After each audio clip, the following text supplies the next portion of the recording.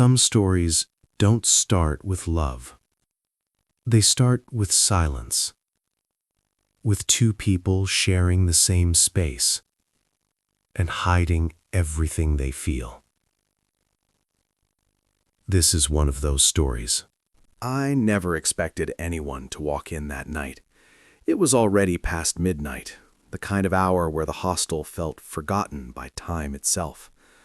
The hallway lights outside our room glowed dimly, humming with a tired persistence, and the air carried that hollow stillness that only existed when most of the building was asleep. Aryan wasn't supposed to be back yet. He rarely was. Most nights after football practice, he disappeared into a world that seemed to orbit around him naturally. Teammates, laughter, plans that formed without effort. He never explained where he went, and I never asked. That quiet was my refuge. When he wasn't around, the room felt like it belonged to me, like I could finally breathe without measuring myself against someone who moved through life so easily. He wasn't unkind or arrogant, just effortlessly confident in a way I had never learned to be. That night, I had just finished showering. Steam lingered faintly in the air, fogging the mirror, the scent of soap still clinging to my skin. A towel was wrapped loosely around my waist as I crossed the room toward my wardrobe, unhurried, lost in thought. I should have moved faster. I should have pulled on clothes immediately, but I wasn't expecting anyone. The door burst open. Aryan's voice cut through the quiet mid-sentence, then stopped completely. Time seemed to freeze.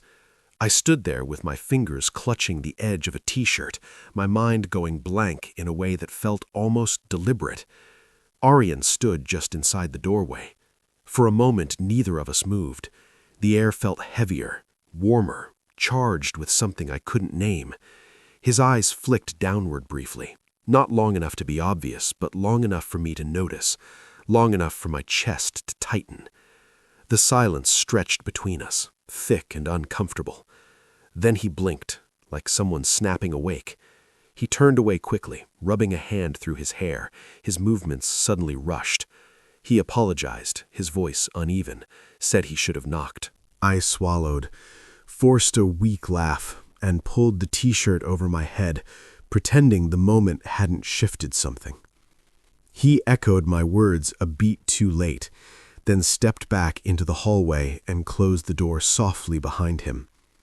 When he was gone, I realized I had been holding my breath. My heart was pounding, and I couldn't understand why.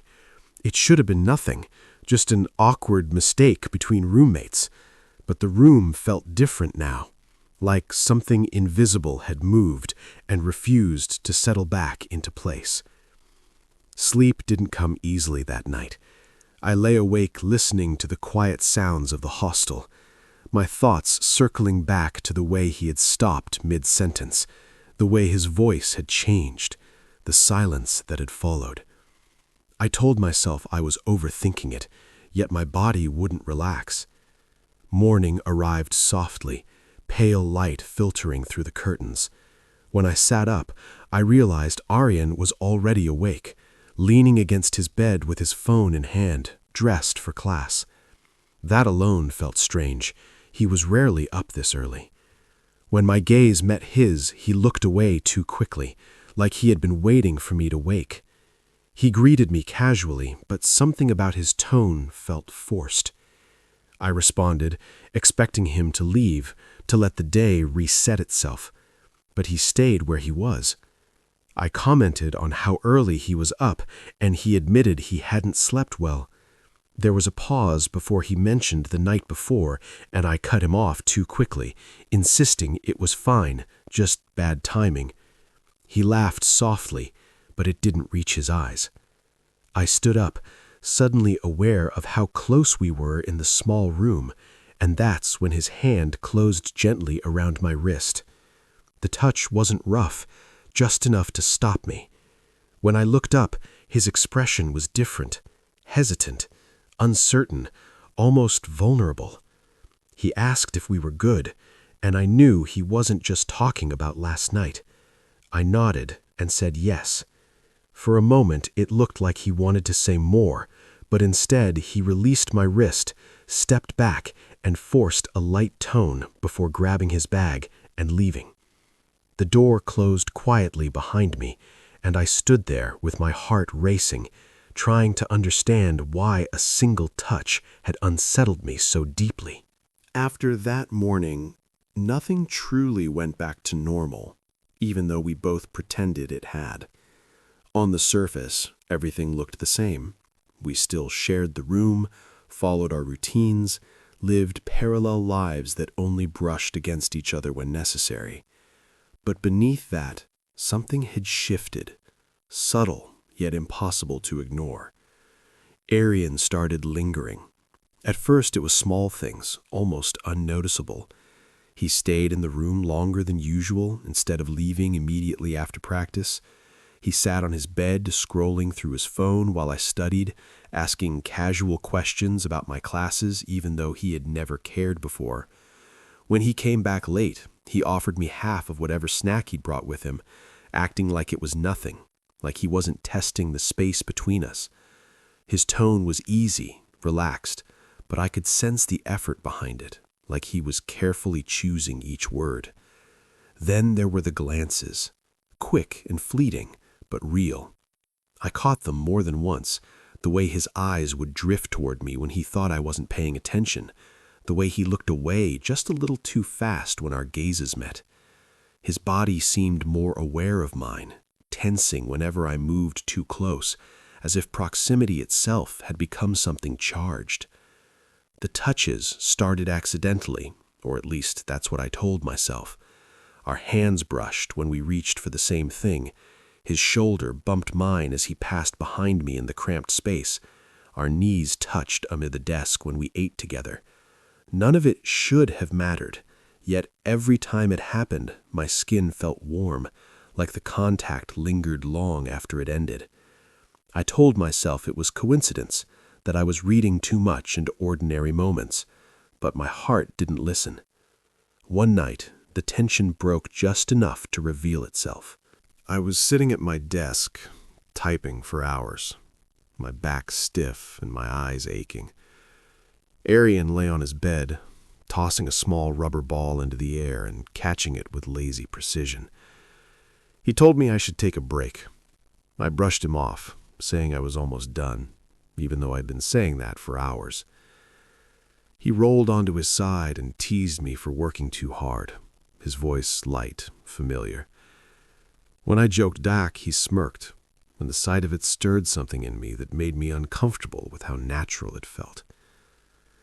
Then, casually, as if it hadn't been building in his chest for days, he suggested we hang out sometime outside the room. The suggestion caught me off guard.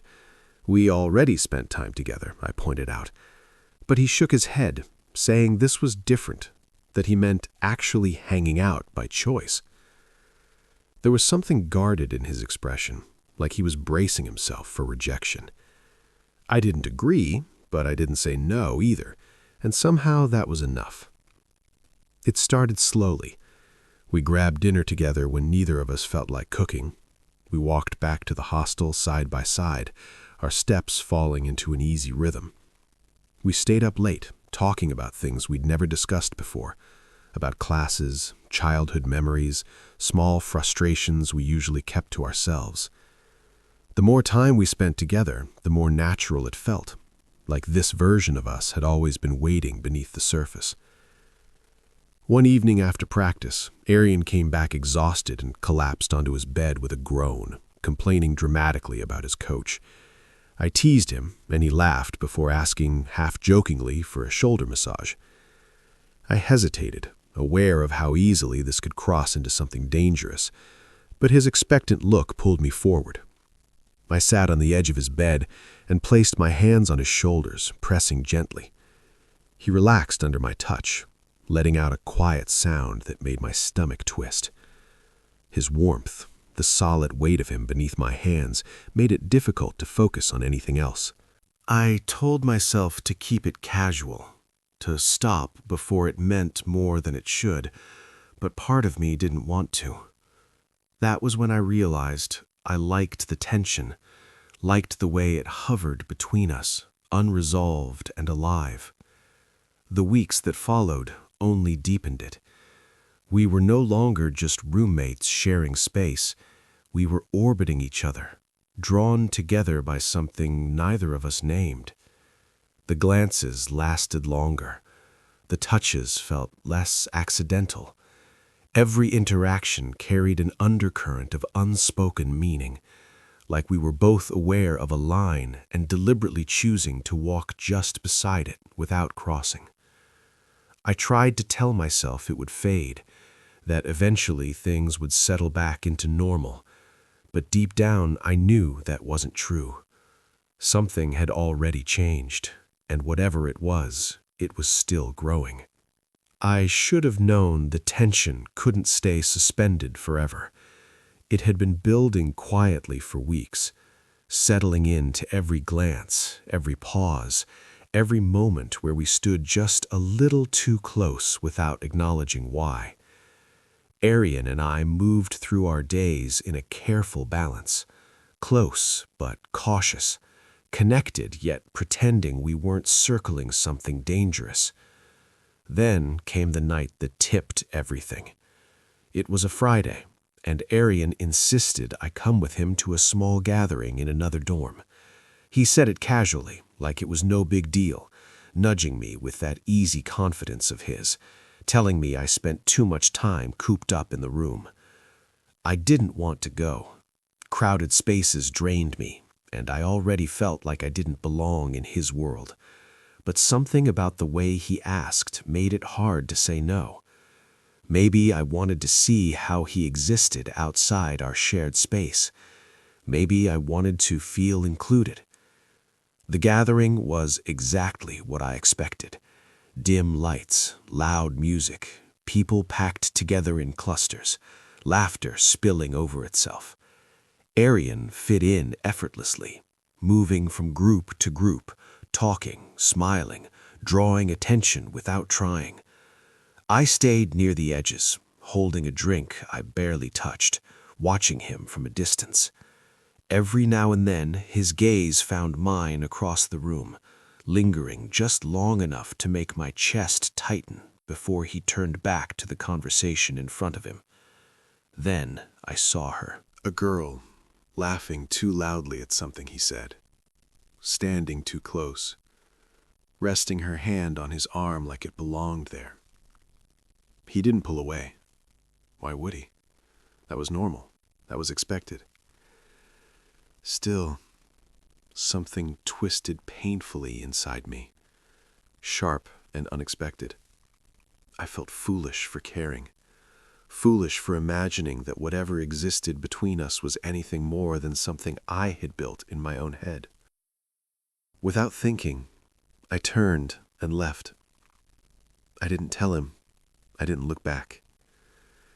By the time I reached our room, my thoughts were tangled and heavy, my chest tight with emotions I didn't want to name. I sat at my desk, staring at my laptop without really seeing it, trying to convince myself that I had imagined everything, that his lingering looks and careful touches hadn't meant anything, that I was projecting feelings onto moments that were never meant to carry that weight. The door opened behind me. I didn't turn, but I knew it was him. He asked what happened, his voice sharper than usual, edged with confusion. I shrugged, pretending to be unfazed, telling him I just didn't feel like staying. He stepped further into the room, said I could have told him instead of disappearing. I said I didn't think he'd notice, that he seemed busy. The silence that followed felt heavy. When he spoke again, his voice was softer, asking if that was really what this was about. I snapped my laptop shut, telling him to forget it, but he didn't let it go. He told me to talk to me, his tone firm, almost desperate. When I finally turned to face him, his expression startled me. The confidence was gone, replaced by something raw and uncertain. I admitted that I didn't know what we were doing, that I didn't know what he wanted from me, that I didn't understand why things felt the way they did between us. I stopped myself before saying too much, before letting the truth slip out completely. His jaw tightened. He took a step closer, his hands trembling slightly at his sides, and quietly admitted that he felt it too. My heart pounded. I asked him what that meant, and he shook his head, running a hand through his hair, saying he didn't know. And that was the problem, because I did. The days after that were strange and careful. Not tense, but cautious, like we were both standing at the edge of something we didn't know how to step into. We didn't bring up the party again. We didn't talk about what had almost been said. Instead, we stayed close, closer than before, but avoided crossing the line we both felt. It was exhausting, pretending nothing had changed when everything had. Until one quiet evening, when the hostel was unusually still and the air between us felt too heavy to ignore. We sat on our beds, laptops open, pretending to work, until Arian finally sighed and shut his. He said he couldn't do this anymore, couldn't keep acting like nothing had changed. I asked what he meant, even though I knew. He gestured between us, frustration slipping into his voice, accusing me of avoiding him. I denied it at first, but he interrupted, admitting that he was just as lost, that he didn't know how to handle what was happening to him. I asked why he was still here, why he kept coming back to this room, to me. His answer was quiet and honest. He said he didn't want to be anywhere else. My breath caught. He stepped closer, closing the distance between us, and I didn't move away. I could see the conflict written all over his face, the way he clenched his jaw like he was fighting himself. He admitted he hated not understanding what he was feeling, hated being unsure of himself. Something in me softened at the sound of his voice, at how vulnerable he looked. I told him he didn't have to have everything figured out right now. I told him he already knew what I wanted. For a moment, neither of us moved. Then his hand lifted, slow and hesitant, his fingers brushing mine. The contact was brief, but it sent a rush through me that left me breathless. He didn't pull away immediately, neither did I.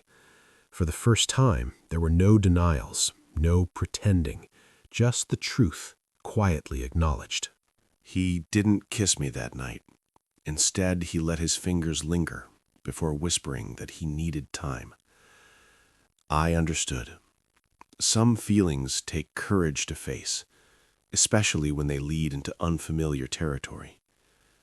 After that, the uncertainty faded into something warmer, steadier.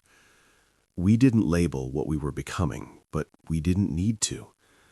The tension shifted, no longer sharp with confusion, but slow and glowing, like something being carefully protected. And for the first time, I wasn't afraid of where it might lead. After that night, nothing needed to be said out loud for a while. The truth had settled between us quietly, no longer something we were running from, but something we were learning how to carry. The days that followed felt different, lighter in a way I hadn't expected. Arian didn't pull away, and neither did I. Instead, he moved closer in subtle ways, choosing the seat beside me instead of across the room, brushing my arm when he passed, letting silence stretch comfortably between us. His laughter softened when it was just the two of us, his voice losing the performative edge it carried around others. We still didn't define what we were, but we didn't deny it either. Whatever had started between us was no longer fragile, no longer threatening to break at the slightest touch. It felt steady, like something being carefully built instead of accidentally discovered. One evening, we ended up on the hostel rooftop, the city spread out below us in a quiet sprawl of lights and distant movement. The air was cool, carrying the hum of traffic and the quiet conversations of people living their lives far below. Arian leaned against the railing, unusually quiet, his shoulder brushing mine as if by instinct. For a long time, neither of us spoke. When he finally did, his voice was low and thoughtful. He admitted that he had spent most of his life assuming certain things about himself, about who he was supposed to be and how he was supposed to feel. He said he had tried to ignore what was happening between us at first, telling himself it didn't fit into the version of himself he understood. But seeing me pull away that night at the party had made something painfully clear. He told me he didn't want a world where I wasn't in it, not as a distant presence, not as someone he kept at arm's length. I listened, my heart pounding, letting his words settle in slowly. When I spoke, I told him I wasn't expecting certainty, that I wasn't asking him to have everything figured out. I just needed honesty and patience and the willingness to keep choosing each other one day at a time. He nodded, his expression calm in a way I hadn't seen before, like he had stopped fighting himself. When he reached for my hand, it wasn't hesitant this time. His fingers intertwined with mine naturally, as if they had always belonged there. We didn't rush anything. We stayed on the rooftop until the air grew colder, talking about small things and future possibilities without pressure or promises. Back in the room, life continued, but with a new rhythm. We studied together, shared meals, laughed more easily. The tension that had once made every moment feel uncertain transformed into something warm and grounding. There were no grand declarations, no dramatic turning points, just the quiet understanding that we were moving forward together. Over time, Aryan became more comfortable in himself, less guarded, more open. He didn't change overnight, neither did I, but we grew into whatever this was with care and intention. One night, as we sat side by side watching the city lights flicker through the window, he squeezed my hand gently and said he didn't know what the future would look like, but he knew he wanted me in it. I told him I wasn't going anywhere. And in that simple exchange, something settled permanently between us. Not certainty, not perfection, but choice. We chose to stay. We chose to try. And for the first time in my life, that felt like more than enough. Some connections don't arrive loudly. They grow quietly, in shared silences and honest moments. And sometimes choosing someone doesn't require certainty, just courage. If this story moved you, consider subscribing to Gay Stories Chronicles. New emotional stories are waiting for you here.